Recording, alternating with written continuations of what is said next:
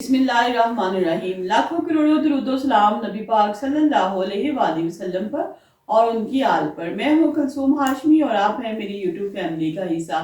اللہ سے دعا ہے کہ آپ جہاں کہیں بھی ہوں خیر خیریت سے ہوں۔ اگر ابھی تک آپ نے میرے چینل کو سبسکرائب نہیں کیا، چینل کو سبسکرائب کریں، لائک کریں، کمنٹس کریں اور بیل آئیکن کے بٹن کو پریس کریں تاکہ میری آنے والی ہر نئی ویڈیو آپ تک پہنچ سکے۔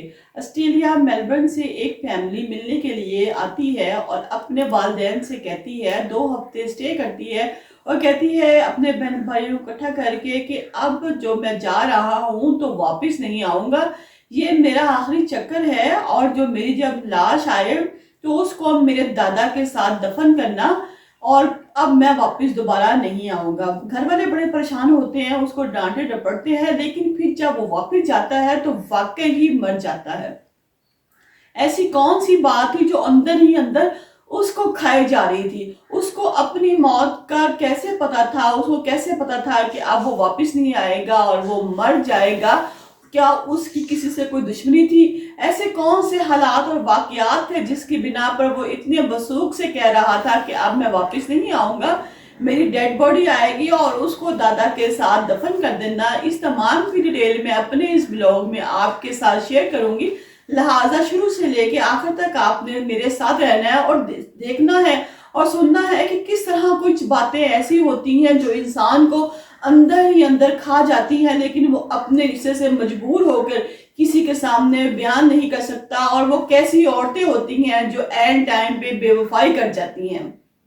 ناظرین، یہ واقعہ ہے آسٹریلیا کے شہر میلبرن سے۔ وہاں پہ میاں بیوی ہے، میاں کا نام ہے، گھر کے سربراہ کا نام ہے سیم ابراہم اور بیوی کا نام ہے صوفیہ ابراہم۔ یہ کرسچن فیملی سے ان کا تعلق ہے، ان کا 6 سالہ بیٹا بھی ہے۔ یہ انڈیا کے شہر کریلا کے رہنے والے ہیں اور ہر سال 2 ماہ کی چھٹیاں میں یہ اپنے ماں باپ سے ملنے کے لیے آتا ہے، بڑا ہنسی خوشی رہتا ہے، وقت گزارتا ہے اور واپس چلا جاتا ہے۔ اس دفعہ جب وہ واپس انڈیا آتا ہے اور اپنے بہن بھائیوں سے ملتا ہے تو بڑا خاموش ہوتا ہے۔ بہن بھائی کہتے ہیں کہ پہلے تو تم آتے تھے بڑے خوش ہوتے تھے، اس دفعہ تم بڑے چپ بڑے اداس ہو، کیا بات ہے؟ کہتے کچھ بھی نہیں، بس ویسے میری طبیعت ایسی ہے۔ لیکن جس دن جانے کا وقت آتا ہے، وہ جانے لگتا ہے تو اپنے بہن بھائیوں کو، ماں باپ کو اکٹھا کرتا ہے اور کہتا ہے کہ مجھ سے مل لو، کہ نیکسٹ اب میں نہیں آؤں گا، جب بھی واپس آئے گی میری میت واپس آئے گی، اور میری آپ لوگوں سے درخواست ہے کہ جب میری میت واپس آئے تو مجھے میرے دادا کے ساتھ ہی دفن کر دیا جائے، کہیں اور دفن نہ کیا جائے۔ اس کے ماں باپ اور جو بہن بھائی ہیں وہ اسے ناراضگی کا اظہار کرتے ہیں اور کہتے ہیں کہ شرم کرو، تمہیں شرم نہیں آتی ایسی باتیں کرتے ہوئے، اور تم ایسی باتیں نہیں کرو گے۔ وہ اپنی فیملی سے مل کر چلا جاتا ہے۔ جانے کے بعد کچھ دنوں کے بعد فون کال آتی ہے اس کے پیرنٹس کو کہ آپ کا بیٹا جو ہے وہ مر چکا ہے۔ جو صوفیہ ہے وہ اپنے کمرے میں ہوتی ہے اور جب واپس آتی ہے تو کیا دیکھتی ہے کہ اس کا جو ہسبینڈ ہے اس کے منہ سے کافی زیادہ جھاگ نکل رہی ہوتی ہے، تو وہ بڑی پریشان ہوتی ہے۔ وہاں پہ وہ فرسٹ طبی امداد والوں کو کال کرتی ہے اور کہتی ہے کہ آ کے دیکھیں کہ جو میرا میاں ہے اس کی طبیعت بہت خراب ہے، لیکن جب تک اس کو طبی امداد ملتی ہے، فرسٹ ایڈ ملتی ہے، تب تک وہ جو آدمی ہے وہ فوت ہو چکا ہوتا ہے۔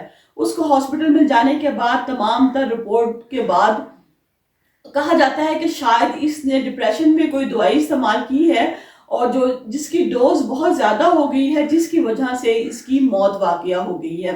صوفیہ جو ہے بہت روتی ہے، اپنے ہسبینڈ کو اپنے پیرنٹس کو فون کرتی ہے اور کہتی ہے کہ اس طرح میرا جو میاں وہ فوت ہو گیا ہے، اور اس کی آخری خواہش تھی کہ اس کو انڈیا میں ہی دفنایا جائے اور اس کے دادا کے ساتھ اس کی قبر بنائی جائے، لہٰذا اس کی ڈیڈ باڈی کو لے کے واپس انڈیا آتے ہیں اور دفن کر دیتے ہیں دادا کے پہلو میں ہی، اور صوفیہ دن رات وہاں بیٹھ کے روتی ہے اور صدمے سے اس کا بہت برا حال ہوتا ہے۔ 9 دن گزرنے کے بعد 10ویں دن وہ اپنے بیٹے کو واپس لیتی ہے اور آسٹریلیا آ جاتی ہے۔ آسٹریلیا آ کر وہ ہر ہفتے میں ایک دفعہ اپنے جو ہے ساس سسر کو کال کرتی ہے اور ان سے حال حوال پوچھتی ہے۔ اسی طرح 9 ماہ گزر جاتے ہیں۔ 10ویں ماہ جب صوفیہ کال نہیں کرتی تو اس کے ساس سسر بہت پریشان ہوتے ہیں کہ پتہ نہیں صوفیہ نے کال کیوں نہیں کی، ہمارا جو پوتا ہے پتہ نہیں وہ ٹھیک بھی ہے کہ نہیں ہے۔ وہ اپنے وہاں رشتہ داروں کو فون کرتے ہیں میلبرن میں اور کہتے ہیں کہ پتہ کرو کہ صوفیہ جو ہے 2 ماہ سے فون کیوں نہیں کر رہی، ہم لوگ یہاں پہ بہت پریشان बैठे हुए हैं। जब वो आदमी जाता है, तमाम जो तफसील इकट्ठी करता है, तो आके बताता है कि सोफिया अब आपको कभी भी दोबारा कॉल नहीं करेगी, ना ही आपका कभी भी अब दोबारा सोफिया से राब्ता हो सकेगा। वो कहते हैं कि अभी क्यों भी? उन्होंने कहा कि जो अब्राहम फौत हुआ था उसके चक्कर में सैम इब्राहिम के कत्ल के जुर्म में सोफिया को गिरफ्तार कर लिया गया। वो कहते हैं कि नहीं, ऐसा नहीं हो सकता, सोफिया तो अपने हस्बैंड से बहुत मोहब्बत करती थी और हमारी बड़ी फरमाबरदार बहू थी, तो कैसे ये हम मान लें कि जो सोफिया है इसी ने कत्ल किया होगा। तो उन्होंने कहा कि हाँ, यहाँ पर भी इन्वेस्टिगेशन हो रही है। जब उसकी रिपोर्ट आई, उस रिपोर्ट के मुताबिक बताया गया है कि इसको मेडिसिन की ओवरडोज दी गई है, जिसकी वजह से इसकी मौत वाक़या हुई है। वो कहते हैं अच्छा ऐसी बात है, वो बड़े परेशान होते हैं। यहाँ पर एक अहम किरदार जो है वो अरुण का है।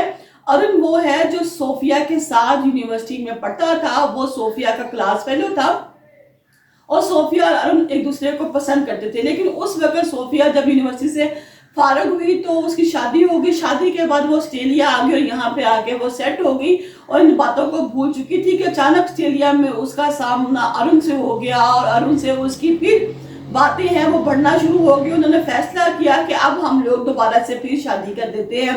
लेकिन इसमें सबसे बड़ी रुकावट उसका पहला हस्बैंड था। तो उसने कहा कि ऐसा करो कि तुम अपने पहले हस्बैंड को जहर दे दो। लिहाजा सोफिया अपने हस्बैंड के गिलास में जहर डाल के उसको दे देती है, जिसकी वजह से वो जूस पीने से जो है उसी वक्त जो सैम इब्राहिम है उसकी डेथ हो जाती है और उसके मुंह से झाग निकलना शुरू हो जाती है। लेकिन यहाँ पर जो सबसे अहम बात है वो बात ये है कि सैम इब्राहिम को पहले ही पता था कि उसकी जो बीवी है वो किसी और के साथ राब्ते में है और ये बात उसको अंदर ही अंदर खाए जा रही और इस बात से वो जानता था कि ये जो बात उसको अंदर अंदर खाई जा रही है ये उसकी मौत का बाइस बनेगी। लिहाजा वो तमाम वाकयात से जानता था अपनी बीवी के किस तरह वो दोबारा अपने यूनिवर्सिटी फेलो के साथ राब्ते में है और अब जो है इसका घर और उसका जो बच्चा है वो सब खत्म हो जाएगा, वो सब बर्बाद हो जाएगा। इसी बिना पर उसने अपने माँ बाप और बहन भाई को बुला के कहा था कि मैं अब दोबारा वापस नहीं आऊंगा। उधर जो अरुण था जिसने कहा था कि तुम अपने मियाँ को जहर दे दो, सबसे बड़ा किरदार जो इस घर को खराब करने वाला था वो ये अरुण था कि जो दोबारा उसकी जिंदगी में वापस आ गया। और सोफिया जो सब कुछ खत्म करके पीछे छोड़कर जब उसकी शादी हो गई थी, उसका एक बेटा था, तो सोफिया को भी अपने पुराने तमाम ताल्लुकात भुला देने चाहिए थे और अपने घर में हंसी खुशी रहना चाहिए था। लेकिन यहाँ पर जो अरुण वापस आया, अब अरुण को भी पकड़ लिया गया है, उसको भी जेल में डाला गया है क्योंकि पूरे घर की बर्बादी करने वाला अरुण और सोफिया थे। अरुण ने दोबारा उसके दिल में वही एहसास पैदा किए ये सोचे समझे बगैर कि अब वो एक शादीशुदा औरत है। लिहाजा आप जहाँ कहीं भी रहें, आप सबसे ये रिक्वेस्ट है कि ताल्लुकात हर किसी के होते हैं, हर उम्र में होते हैं, लेकिन वक्त के साथ हालात के साथ अक्लमंदी के तकाजे को पूरा करते हुए जो बीत जाता है वो पीछे रह जाता है। जब आप किसी और रिश्ते में आगे बढ़ जाते हैं तो उस रिश्ते को पूरी ईमानदारी से निभाएं और अगर कोई पीछे से आपको आवाज भी देता है तो आप उसको बुरी तरह शट अप कॉल दें, बजाय कि आप उन लम्हों में दोबारा वापस जाते हुए अपनी हंसी खुशी लाइफ को बर्बाद कर दें।